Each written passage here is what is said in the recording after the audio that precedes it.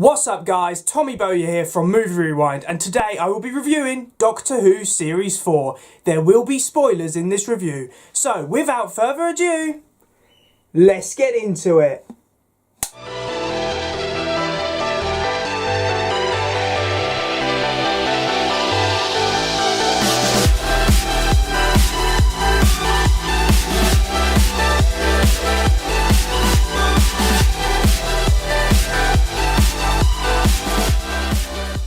Doctor Who Series 4 starred David Tennant as the 10th incarnation of the Doctor and Catherine Tate as his companion Donna Noble. It commenced airing on the 5th of April 2008 and concluded after 13 episodes on the 5th of July 2008.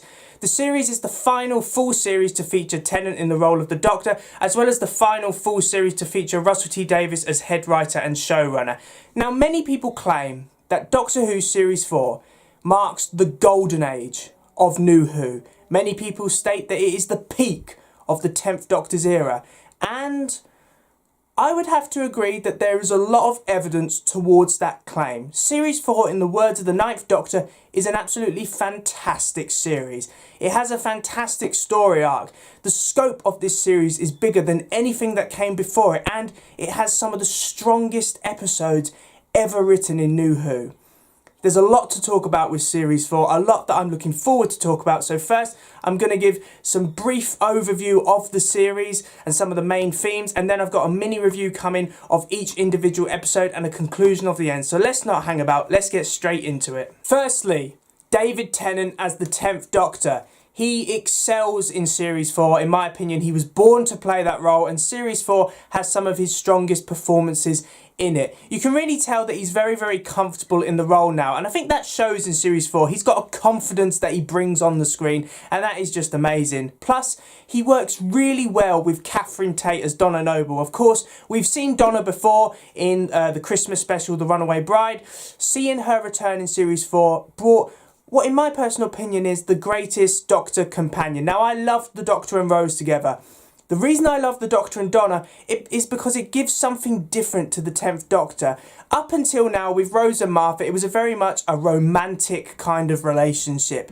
With Donna, it's completely different. Donna is not interested romantically in the Doctor whatsoever, even though there is a great running joke that people seem to think that they're married, which I think is fantastic. It always brings out a laugh.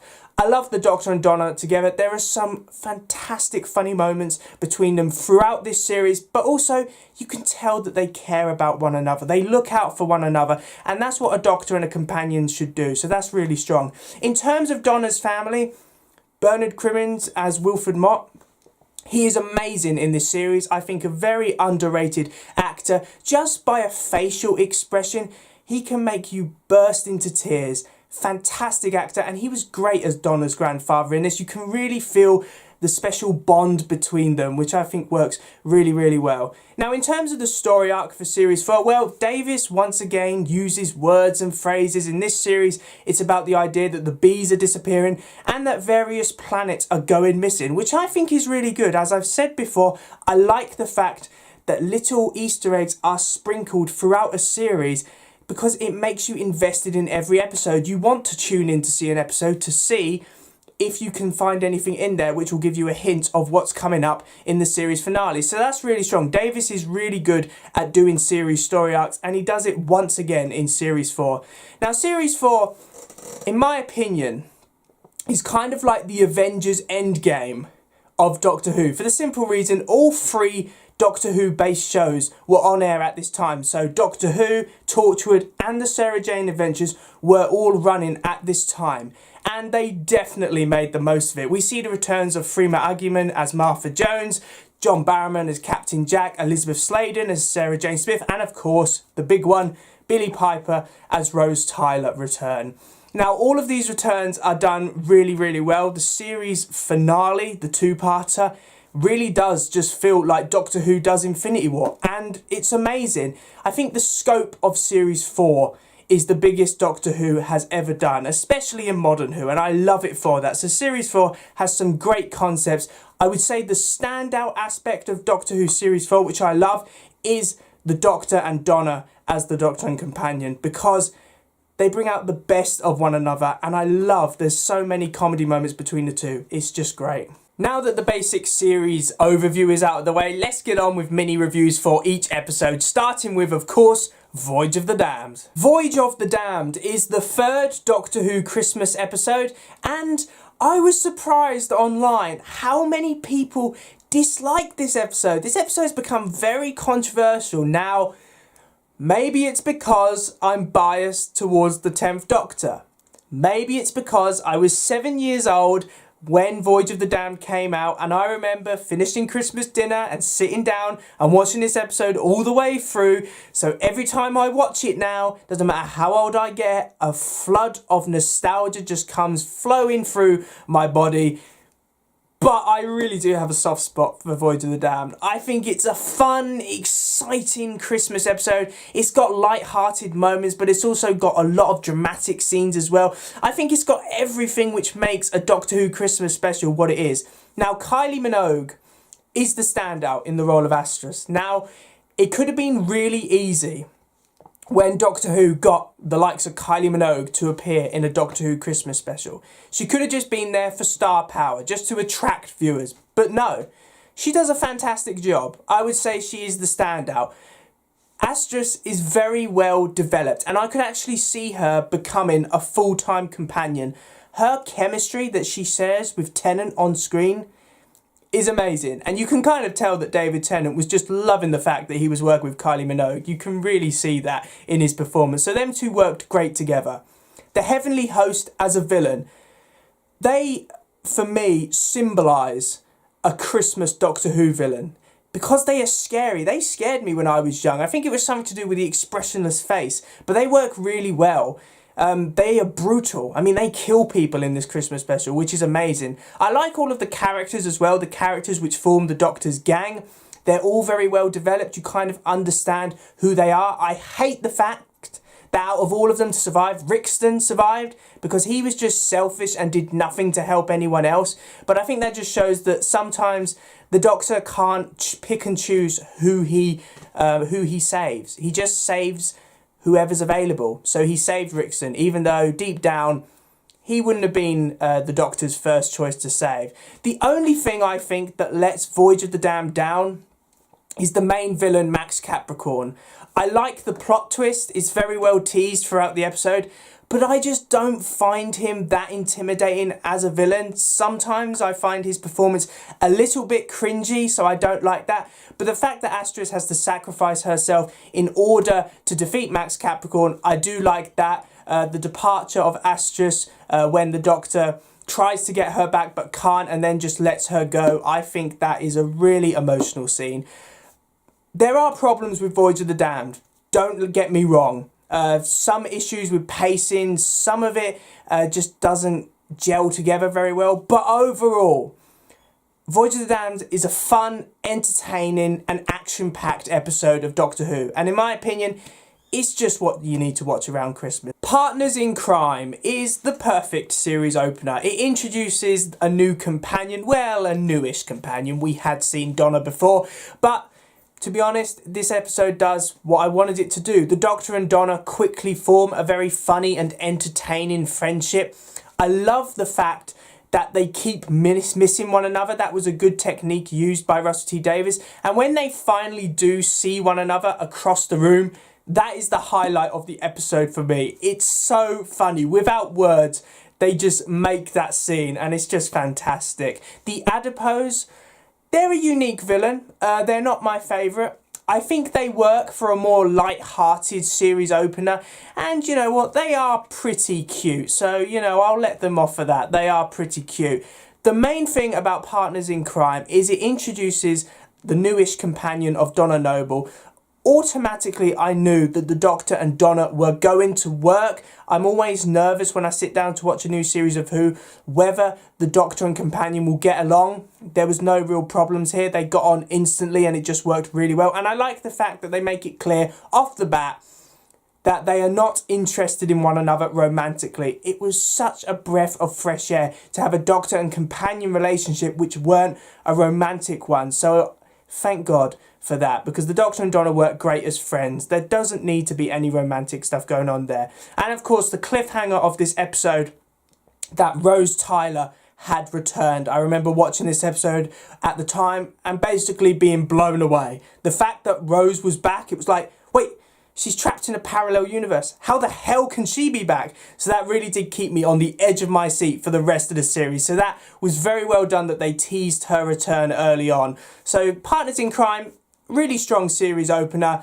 Love the Doctor and Donna in it. And of course, the tease that Rose Tyler is returning was just the icing on the cake. The Fires of Pompeii is an outstanding episode, one of my personal favourites. You're going to hear that a lot throughout this Series 4 review because a lot of these episodes are personal favourites of mine, and The Fires of Pompeii is one of them. The writers make the most of the Pompeii setting. There is some great tension here between the Doctor and Donna. And when you think it's very early on in their friendship, and you're already putting it to the test. And I think that's amazing. I love the fact that Donna's just like, I don't care who you're used to hanging around with, but I'm not just going to sit here and watch you let these people die, which I think is amazing. It establishes the idea that Pompeii is a fixed point in time and the fact that the Doctor cannot intervene. What happens in Pompeii has to happen. I love that. There is also some great plot twists in this episode as well. I love the villains in it. They've got a very cool design. It introduces the tease that their home planet went missing, which for the series is quite a good tease there. The fact that the Doctor is the one who has to destroy Pompeii in order to allow humanity to survive is amazing. Great plot twist, because it really does show that the Doctor has all this power and he has to make a decision, Pompeii or the world. And Donna finally lets him just say, look, for the world to survive, Pompeii just has to fall. I think that's an amazing plot twist. The final 10 minutes of this episode are first-rate Who.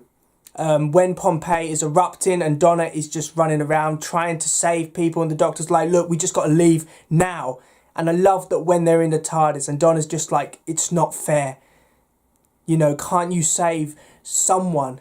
Not everyone, but just save someone. And the Doctor's like, look, I'm a Time Lord. If I could save everyone, but I can't. There are strict rules. I just can't save anyone. Fantastic dialogue there. And let's face it, the scene in which he saves Peter Capaldi, who's fantastic in this episode, and his family from the volcano explosion, when he opens the TARDIS door and is just like, come with me. That's great imagery there. That has become an iconic scene of the 10th Doctor, and you can see why. Fires of Pompeii is a great episode. It uses the Pompeii setting really, really well, and I love that it introduces tension between the Doctor and Donna. It proves just how powerful the Doctor is as a character and how he has to hold himself back so that he doesn't abuse his power. So Fires of Pompeii, outstanding episode. Planet of the Ood uses the comparisons with slavery really, really well. And unlike, well, let's just call it Chibnall era Who, it has a timeless quality to it. You could watch this at any given point in time in the future, and I still think the comparisons with slavery would still be very, very relevant, especially as I'm studying history at the moment. I'm learning about the British Empire and slavery and stuff like that. So this episode really does hit it on the head. The fact that those in charge of the Ood are just portrayed as heartless slave owners, they don't really care. And the fact that the real brutality of how the Ood are treated is just covered up by a very well-functioning propaganda machine. The fact that even the Doctor just kind of doesn't even batter an eyelid at first. He's just like, the Ood are born to serve, you know, it's just how it goes. Until he learns the truth, of course, then, you know, his mind completely changes. But I think that was really good. I think it was good to use the Ood because, of course, we'd already been introduced to them in Series 2 when apparently they were just born to serve. And as I said, no one seemed to care. It was just something that happened. So the fact that this episode further down the line does question that idea, I think is really good. I think it works well. The soundtrack in this episode is also on point, especially the song of the Ood. That really does pull at the heartstrings and is done well. I also think the ending of this episode is really heartwarming as well. The fact that the Ood are freed and they start singing. I think that's a great scene. After they've been freed, they don't want violence. They're basically a pacifist race, you know. They just want to live and sing in harmony. And I think that's great. I think it works really well. So I am a massive fan of Planet of the Ood. I think it has a timeless quality to it. It handles the issues it deals with very well. Plus, it does actually tease the Doctor's end, because the Ood do stand there and say, you know, your song will not last forever. So it does kind of start to tease that the 10th Doctor might not have long left, which is great. The Sontaran Stratagem. Well, it's great to see Martha Jones return. And in all honesty, Series 4 Martha Jones is so much better than Series 3 Martha Jones. It's great that she's now a strong, independent character who's not just defined by her love of the Doctor. I think it's good that she works for UNIT as well, because then UNIT are introduced and it gives the Doctor someone to work with and come into conflict with occasionally, which is always great. I love to see the Doctor come into conflict with figures of authority. The Sontarans, I have mixed feelings about the Sontarans in this episode. The constant references to their height is a little bit immature. I don't understand why there has to be so many jokes about their height. Saying that, I love General Stahl in this. He is the standout as the leader of the Sontarans in this episode. And as the actor is small in real life, maybe they just wanted the actor and that's why they decided to bring down the height of the Sontarans. I don't think that's true.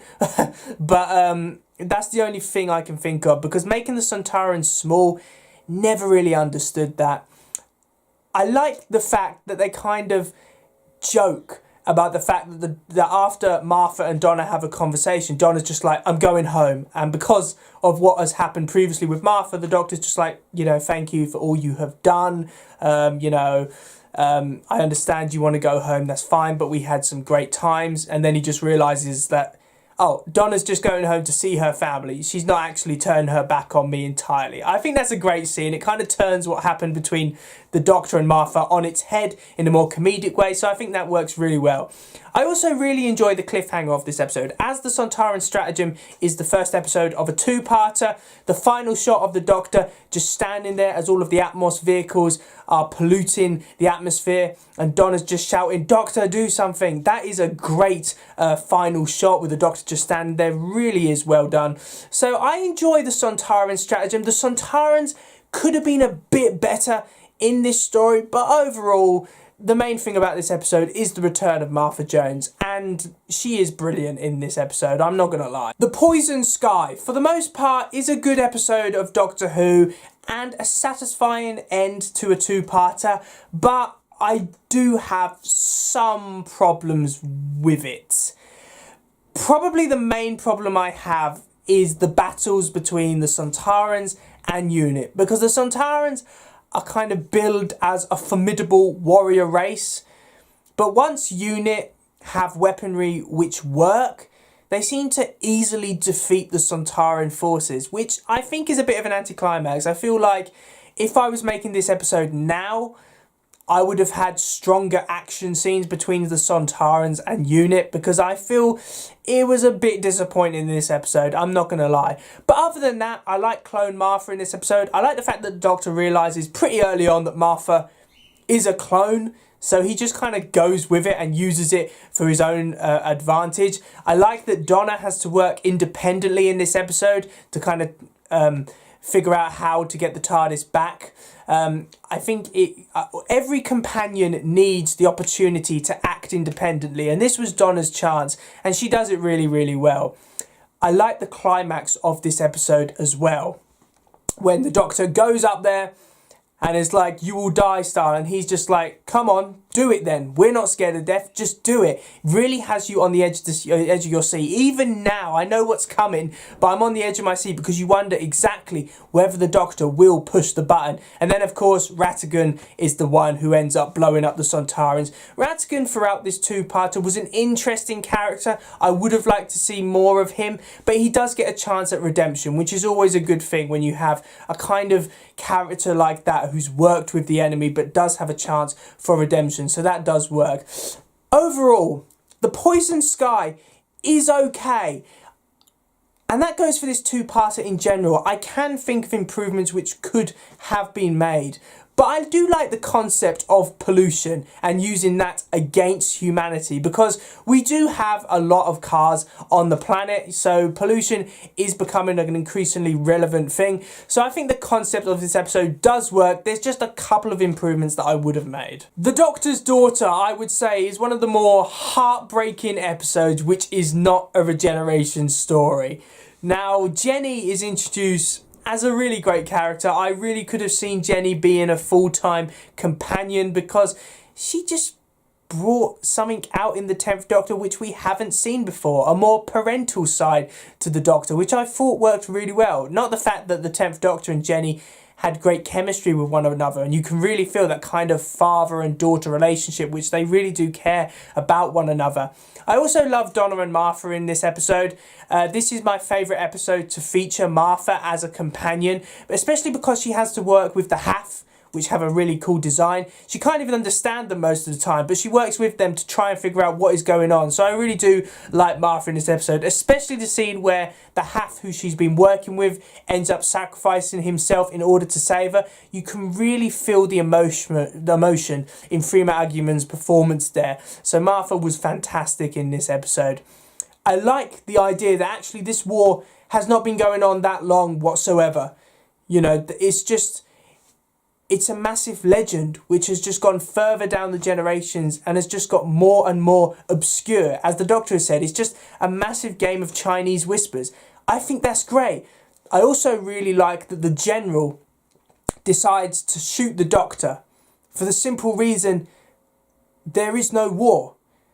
And as a general, he feels like he can't survive without a war. I think that really does show that some men and women like conflict. And when that is taken away, they really do not know what to do with it. And plus, of course, the General doesn't shoot the Doctor, but he ends up shooting Jenny. And her death is heartbreaking. I have to admit, I tear up even now. The fact that Jenny is only in one episode just shows you how strong the acting and writing is. That you care about that character, even though she's only in 45 minutes of Doctor Who. Plus, Tennant gives an incredible performance during her death scene, as well as the scenes after in which he threatens the General with a gun to the head.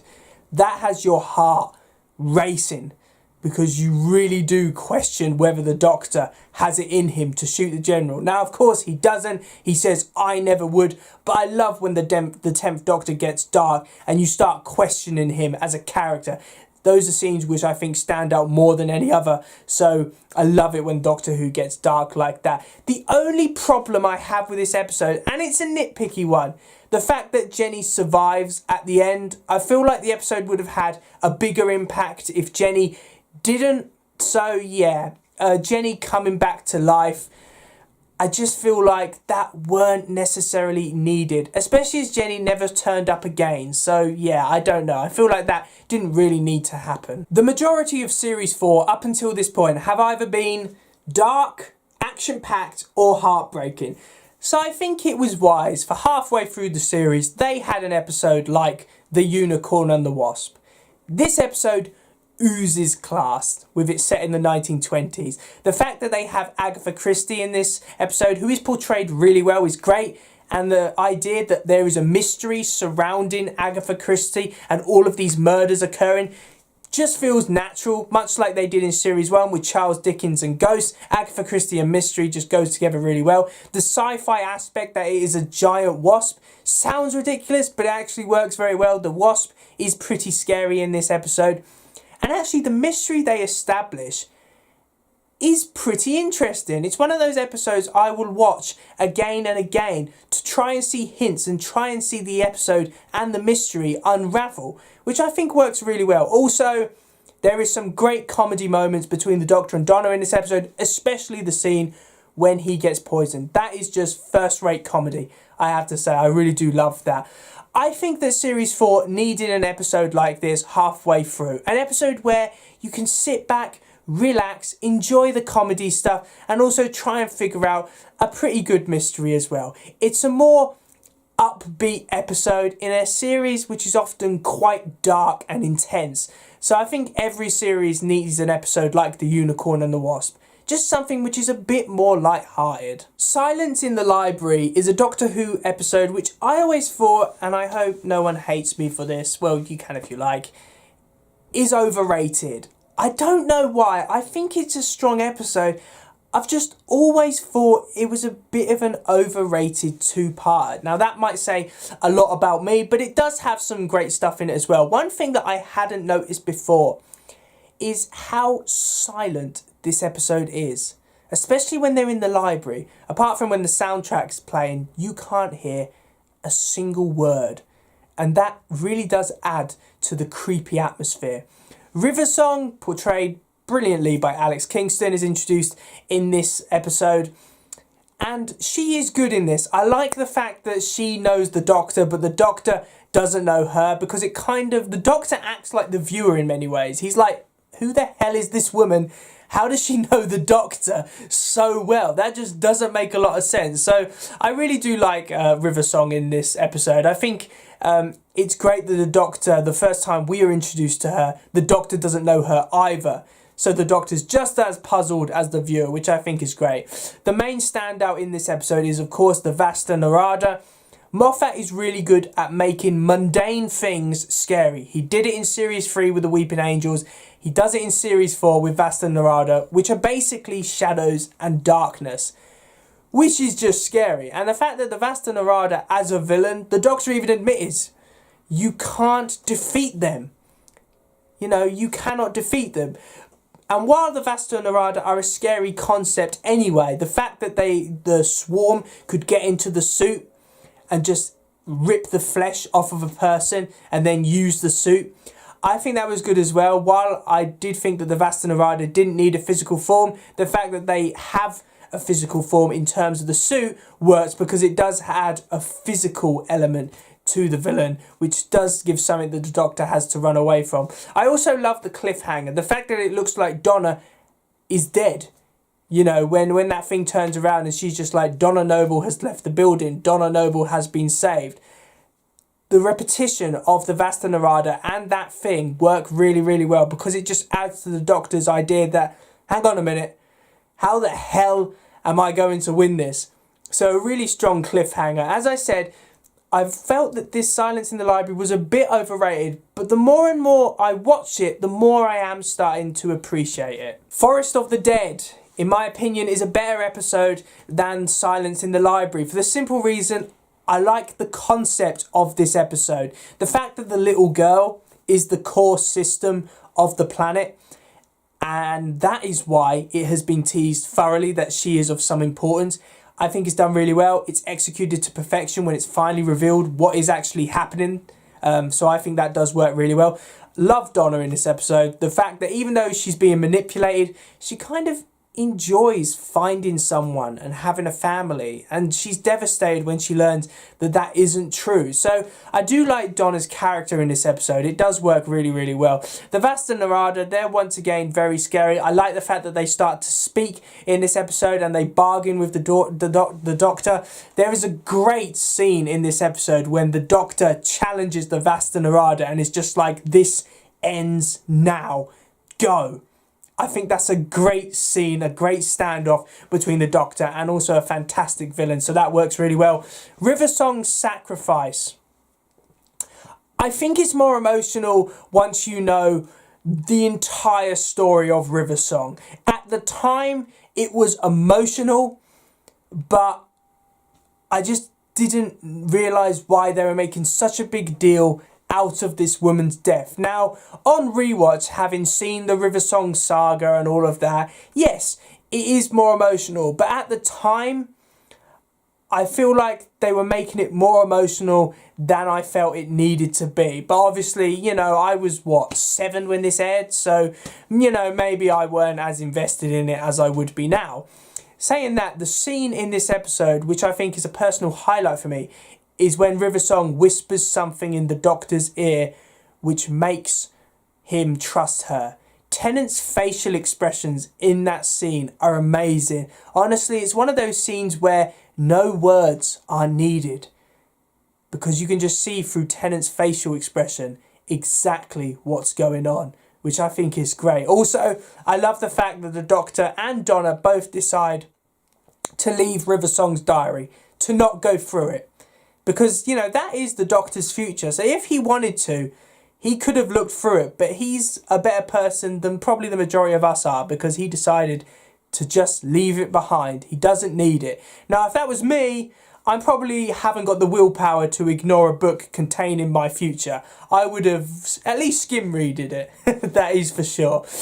Overall, I enjoy Forest of the Dead. I think it's a lot more interesting than Silence in the Library, but it's one of those episodes which, on rewatch, I can appreciate it now, especially knowing what happens to River Song in the end. Midnight, and this is a bold claim, is not only my favourite episode of Doctor Who, it's not only one of the strongest episodes of Doctor Who, but it is also, in my personal opinion, Russell T Davies' best Doctor Who script he has ever done.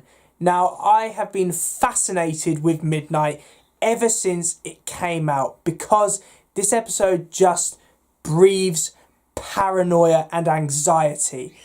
I love that Midnight is set up as this very mysterious location. Nothing can exist on Midnight, as the Professor puts it.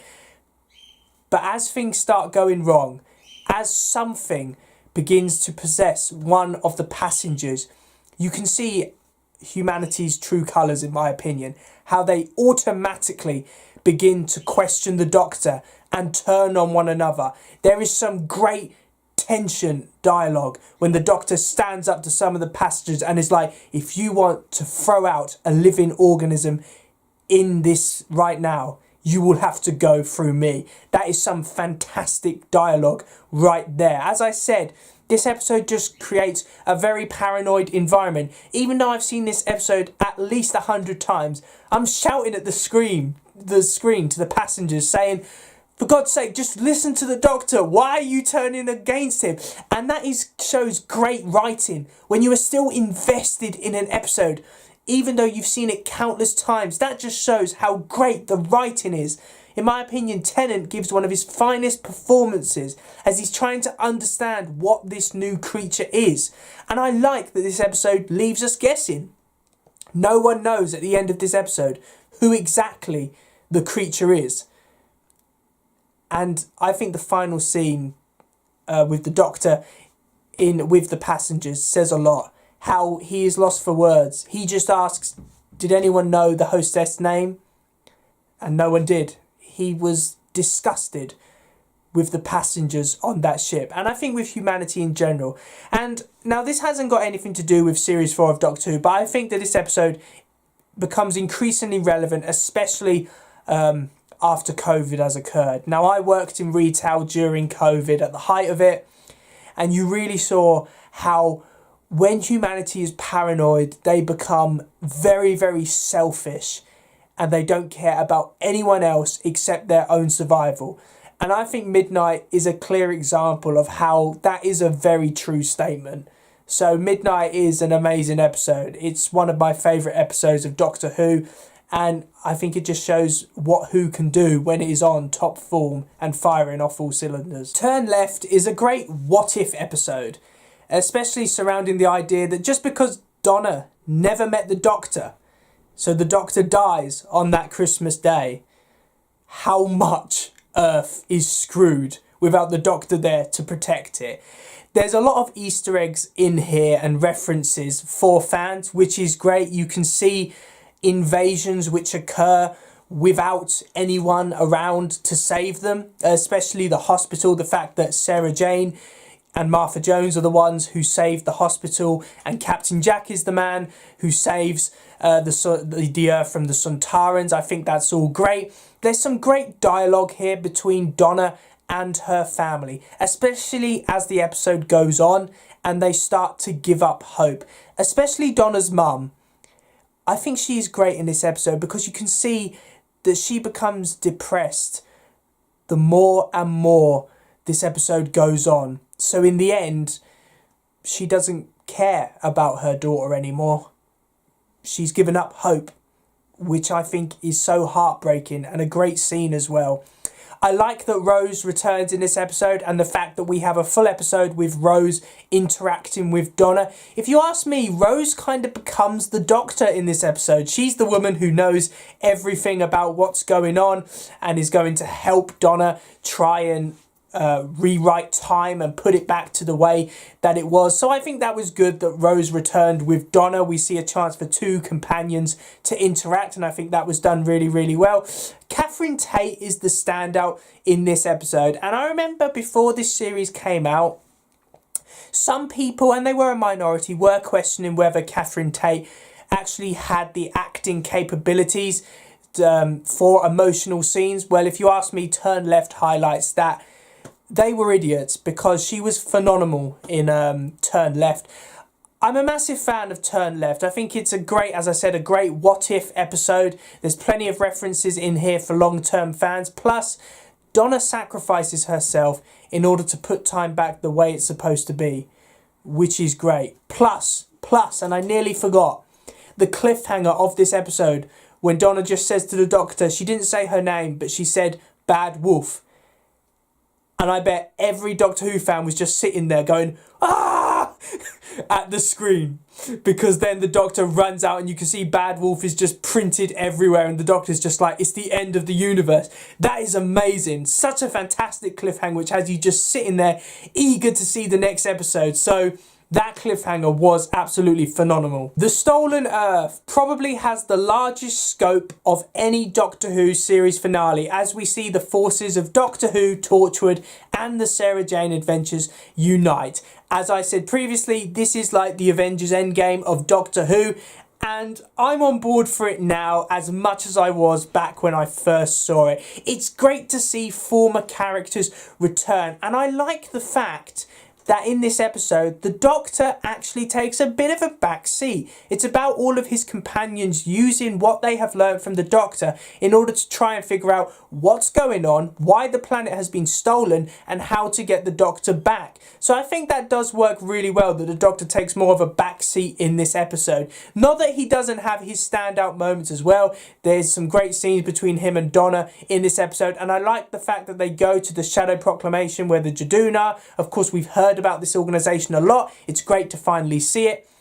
I feel like this series finale, as there was so many characters, it just seemed right that the Daleks would be the main threat, because obviously the Daleks are the most recognisable villain from Doctor Who. So having them in this series finale was really strong. And I would say the Daleks, this is the last Dalek storyline in which I found the Daleks a really intimidating threat. After this storyline, I feel like the Daleks kind of went on a bit of a downgrade. So I do think the Daleks are strong in this episode, especially like Davros.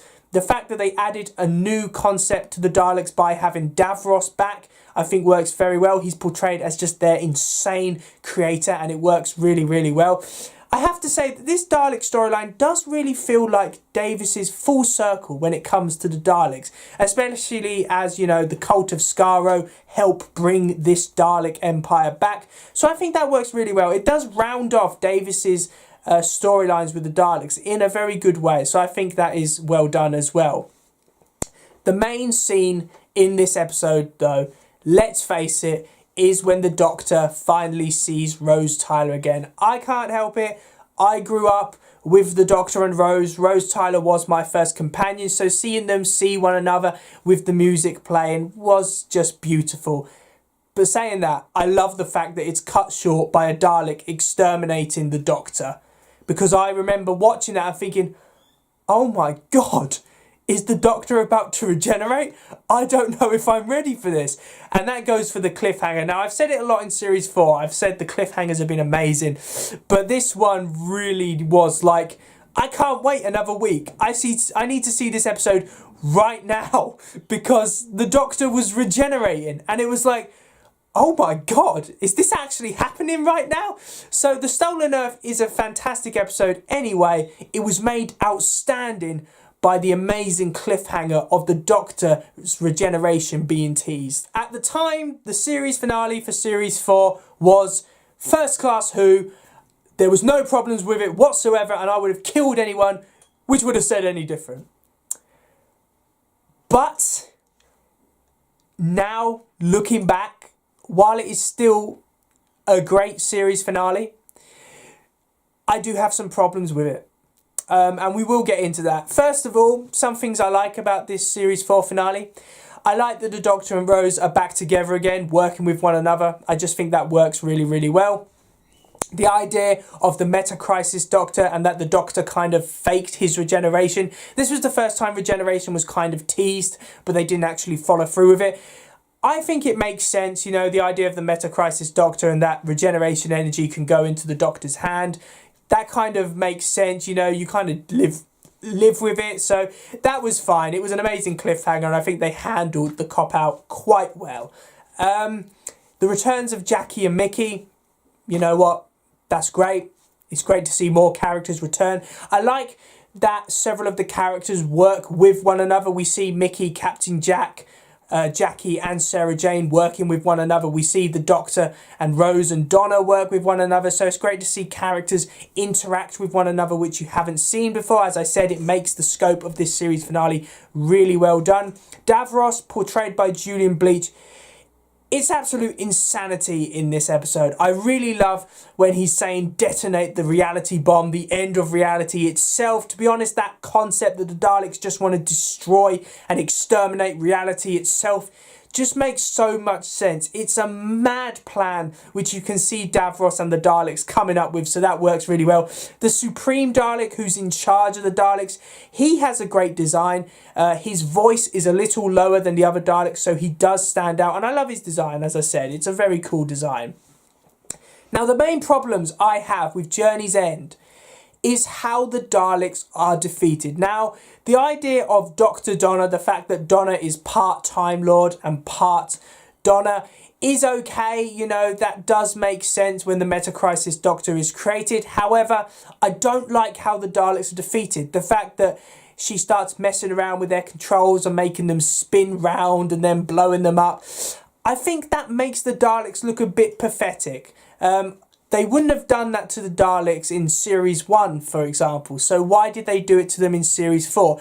The Daleks in this episode are really strong, but how they are defeated just feels a little bit stupid. So I weren't 100% happy with that looking back. However, what can I say? Maybe it's the nostalgia. I love when the TARDIS is bringing Earth back to its place and you see all of the Doctor's companions working around the TARDIS. I think that's great. It really does feel like the peak of the 10th Doctor's era, seeing all of his former companions coming back and helping him save the day. There's something just really beautiful about that scene. I also love when the Earth is returned and you just hear the music with all of the fireworks going off. The Earth has returned home.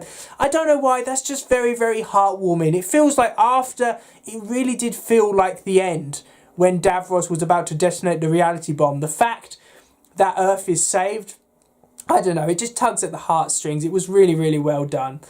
Plus, the Doctor saying goodbye to all of his companions is well done as well. Especially, I don't know how I feel about the fact that the Meta-Crisis Doctor only has one life and wants to live it with Rose in the parallel dimension, and that's how Rose says goodbye. It's okay. I think it kind of rounds off Rose's story arc, but I don't know. I feel like if Series 2 had been the end of Rose's story arc, yes, it would have been devastating, but I could have lived with it. I don't know if Rose's return on look back really had the impact that it was supposed to and whether it was really needed. Saying that though, Donna's departure is the most heartbreaking departure of a companion. Because even when Rose was exiled, she still remembered all those times she had with the Doctor. But Donna doesn't. She can't. Otherwise, her mind will not be able to cope with it. And it's such an emotional scene when Donna's saying, please, don't take this away from me. Please, I want to travel with you forever. And the Doctor's just like, I'm really, really sorry. I thought that was very heartbreaking. And the final scene of Series 4, I think says a lot. Because, of course, earlier on in the episode, we saw the Doctor with all of his companions carrying the Earth back to where it belonged, and he was happy with all of his friends. And the final shot is just the Doctor alone in his TARDIS. There's no tease for the Christmas episode, which had been done before. is just the Doctor alone. And that is so sad. I never knew it before, but that scene without any dialogue really does make me emotional, because the Doctor's on his own. All his companions have someone else. And that is why I really enjoy this series finale. It does have its problems, yeah, but that final shot, that makes up for it. So in conclusion, Doctor Who Series 4 is often referred to as the peak of modern Doctor Who. Not only were viewing figures significant, I mean Voyage of the Damned had over 13 million viewers tuning in to watch it, it also has some of the greatest Doctor Who stories that I have ever seen on screen. The companionship between the 10th Doctor and Donna Noble is one of my personal favourites. They got such a funny relationship between them, but they also care about one another as well. Some of the episodes in this series are darker than we're used to. Think of the likes of the Fires of Pompeii, Planet of the Ood, and of course my personal favourite, Midnight. But they are all 5 stars, 10 out of 10s. Doctor Who Series 4 also has some of the greatest scopes that I've seen in Doctor Who to date. As I said, the series finale really does feel like the Avengers Endgame event of Doctor Who. We see all of the companions return. This is the 10th Doctor at his peak. And honestly, if the 10th Doctor had regenerated at the end of Series 4, I can see why that would have been satisfying, because it really does feel like the peak of his era. Series 4 is definitely the golden age of Doctor Who. I was 7 years old when I first saw Series 4, and I was blown away, and I still am. And that is what a great series of Doctor Who should do. It should be one that you can rewatch again and again and still enjoy it. Still find new things in it which you didn't see before. And that is why Doctor Who Series 4 gets a very well-deserved Grade 1 ranking. It's a phenomenal series of Doctor Who. It's the peak of David Tennant's career as the 10th Doctor. And I don't think anything they do, and this is a bold claim, but I don't think anything they do will be better than Series 4 of Doctor Who.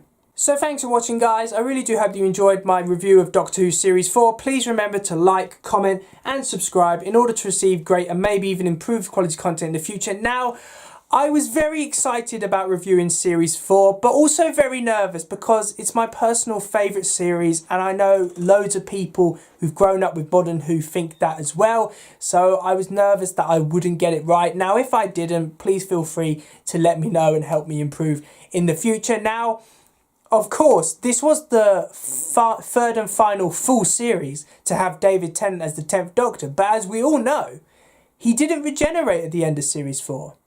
He remained for a year of specials, and we will be reviewing them in February, and I'm really looking forward to it. So, thanks for watching, guys, once again, and I will see you in another one.